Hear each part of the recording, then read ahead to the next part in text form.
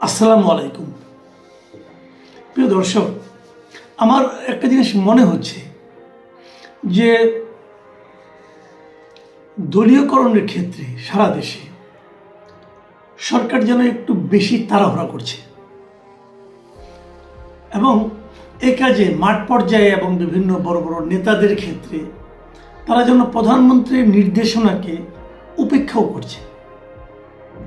আপনার একটা কথা মনে আছে কিনা জানি না, প্রধানমন্ত্রী তার প্রথম ভাষণে বলেছিলেন উনি কেবল বিএনপির প্রধানমন্ত্রী না, এই সরকার কেবল বিএনপির সরকার না, যারা তাদেরকে ভোট দিয়েছেন এবং যারা তার বিপক্ষে ভোট দিয়েছেন এবং যারা কোনো ভোটই দেননি, এই সরকার তাদের সকলের সরকার। এ কথার অর্থটা কি? এ কথার অর্থ হলো তারা যা কিছু করবেন তার মধ্যে এই সকলের স্বার্থ আপনি দেখতে পাবেন। তারা যদি কোনো একটা সিদ্ধান্ত নেন, সেই সিদ্ধান্তের মাধ্যমে এই সকলের সেই উপকৃত হওয়ার একটা সম্ভাবনা থাকবে। এটি হলো মূল অর্থ। কিন্তু আমরা কি বাস্তবে গত এই প্রায় এক মাসই হয়ে গেল, গত এক মাসে কি বাস্তবে সেই ধরনের কোনো নমুনা আপনারা দেখতে পেয়েছেন? আমি প্রধানমন্ত্রীর আচরণে দেখতে পেয়েছি, কিন্তু আর কোনো মন্ত্রীর আচরণে কিন্তু আমি দেখতে পাচ্ছি না। সবাই যেন একটু তাড়াহুড়া করছেন।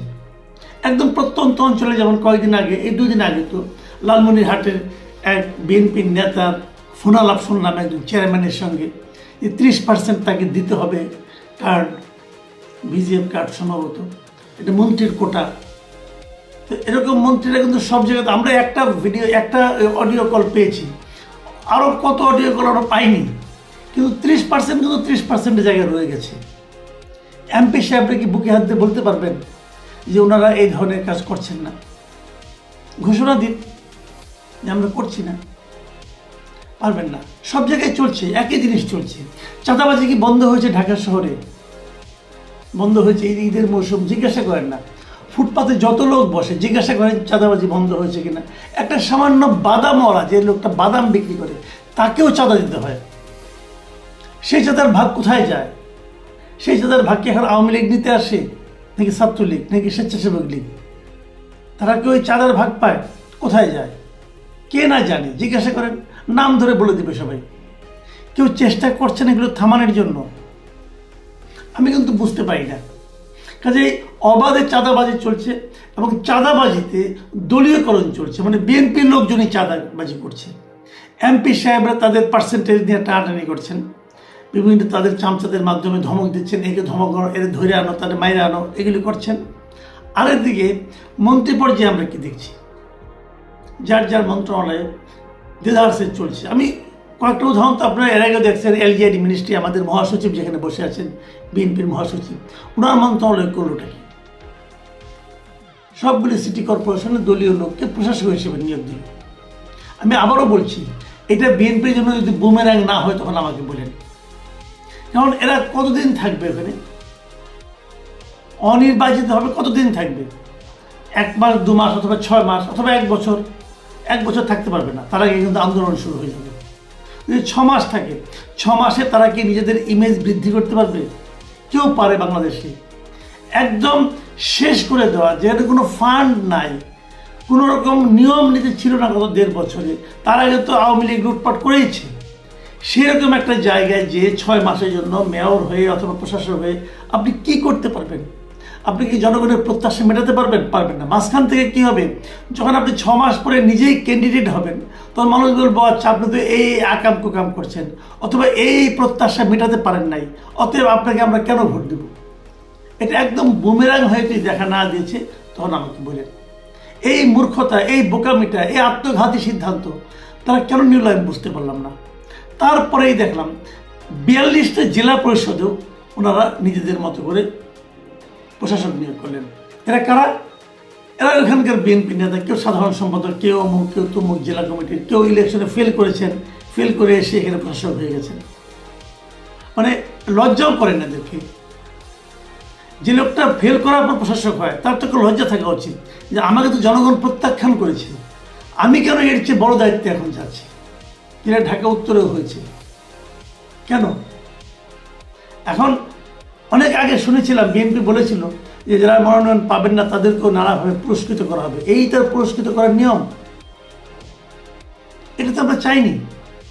সবশেষ কি দেখলাম আমরা, যে আমাদের শিক্ষামন্ত্রী উনি 7টা বিশ্ববিদ্যালয়ের উপাচার্য নিয়োগ করে দিলেন তড়িঘড়ি করে, একদিনের মাথায় 7টা বিশ্ববিদ্যালয়ের উপাচার্য একদিনে পরিবর্তন হয়ে গেল। কেন হলো? কোন ক্রাইটেরিয়া হলো?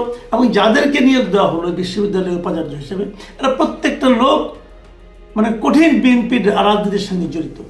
তো তারা এখানে ভিসি হয়ে কি রাজনীতি করবে?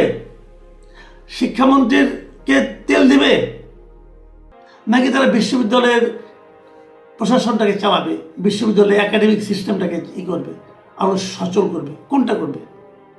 ঠিক একই জিনিস, যে জিনিস আওয়ামী লীগ আমলে দেখেছি, সেই একই জিনিস বিএনপি আরো দ্রুত বেগে, আরো তড়িৎ গতিতে করা শুরু করেছে। ভাই 2টা দিন অপেক্ষা করেন। বিশ্ববিদ্যালয়, ঢাকা বিশ্ববিদ্যালয়ে যে উপাচার্য নিয়োগের একটা নিয়ম আছে, আপনারা সেই নিয়মটা ফলো করেন। পানা করে তড়িঘড়ি করে আপনাকে এখনই একদিনেই করে ফেলতে হবে একটা অর্ডার দিয়ে। কেন? এটা আমি মিলন ভাইকে বলবো, আপনি তো শিক্ষামন্ত্রী আগেও ছিলেন, আপনি একজন ছাত্র নেতাও ছিলেন, আমি আপনাকে পেয়েছি, আমি যখন স্টুডেন্ট ছিলাম তখন আপনি আমাদের নেতা ছিলেন। আমি আপনাকে সনিবন্ধ অনুরোধ করি, আপনি বলেন, যদি আপনি যখন স্টুডেন্ট ছিলেন তখন যদি আপনি দেখতেন যে এভাবে এক ভিসি নিয়োগ করা হয়েছে, আপনি পছন্দ করতেন না? তো আপনি আন্দোলন করতেন তখন এর বিরুদ্ধে। তাহলে হলোটা কি? যে জিনিসের আমরা সমালোচনা করলাম, আওয়ামী লীগ আমলের সমালোচনা করলাম, অন্তর্বর্তীকালীন সরকারের আমলের সমালোচনা করলাম, সেই একই কাজ তারও চেয়ে দ্রুত বেগে এবং তারও চেয়ে স্থূলভাবে বিএনপি করলো। তাহলে পার্থক্যটা কোথায় পেলাম? ওই যে লোকজন বলে না যে যেই লাউ সেই কদু, এখন তো যেই লাউ সেই কদুই দেখতেছি আমরা। দলীয়করণের ক্ষেত্রে যেই লাউ সেই কদু, এটা বলবো, বরঞ্চ যেই লাউ সেই কদু না, কদুর চেয়ে বড় কিছু থাকলে সেটা। তো এভাবে যদি আপনারা অগ্রসর হতে থাকেন, কি হবে সামনে? দেখেন, আমি আবারও বলি আপনাদের কাছ থেকে, আপনারা একটা নতুন সরকার এসেছেন, একটা চরম দুঃসময়ে আপনারা কিন্তু গণতান্ত্রিকভাবে নির্বাচিত একটা সরকার। এই সরকারের কাছে দেশের মানুষ অনেক কিছু আশা করে। কতটুকু পারবেন না সেটা হয়তো পরের কথা, কিন্তু মানুষ এই সময়ে, এই 1 মাসের মাথায় দেখতে চায় যে আপনারা কতটুকু করার চেষ্টা করছেন। হয়তো শেষ পর্যন্ত পারলেন না, কিন্তু চেষ্টা যে করলেন, এই যে নিয়ত, আমাদের একটা হাদিস আছে না যে ইন্নামাল আমানু বিন্নিয়াত, আপনি যে নিয়তটা, এটা মানুষ দেখতে চায়, কিন্তু মানুষ দেখতে চায় আপনার নিয়তটাই খারাপ। এই যে যাদের উপাচার্য নিয়োগ করেছেন তারা কি হবে, ভালো করবে কি মন্দ করবে সেটা তো পরের কথা, কিন্তু নিয়োগ করার সময় আপনার নিয়তটা কি ছিল? যে আমার দলের লোককে ওখানে বসাতে হবে। আপনি যদি নিয়ত তেমন হতো, আমি একটা যোগ্য লোককে যোগ্য জায়গায় নিয়ে বসাবো, সে লোকটা আমার দলের হতে পারে না, আর আপনার দলও কি মানে এরকমই হতে হবে যে একদিনে সবাইকে নিয়োগ করতে হবে? আপনার দলে করেন, আস্তে আস্তে খবর নেন, দেখেন ভালো মন্দ কি হয়। কিন্তু একদিনে সবগুলি পরিবর্তন করে আপনি কি লাভ করলেন বলেন? আগামীতে তাও হবে। এর মধ্যে শুনতে পাচ্ছি স্থানীয় সরকার নাকি আরও এটা বাড়বে, স্থানীয় সরকার এখন নাকি বিভিন্ন পৌরসভায় নাকি মেয়র নিয়োগ করা হবে, উপজেলা পদে অনেকে নিয়োগ করা হবে, সব দলের লোকদের নিয়োগ করবে, আর ইলেকশন লাগবে না। কিসের গণতন্ত্র, কিসের কি? গণতন্ত্র একবার দরকার। কখন দরকার?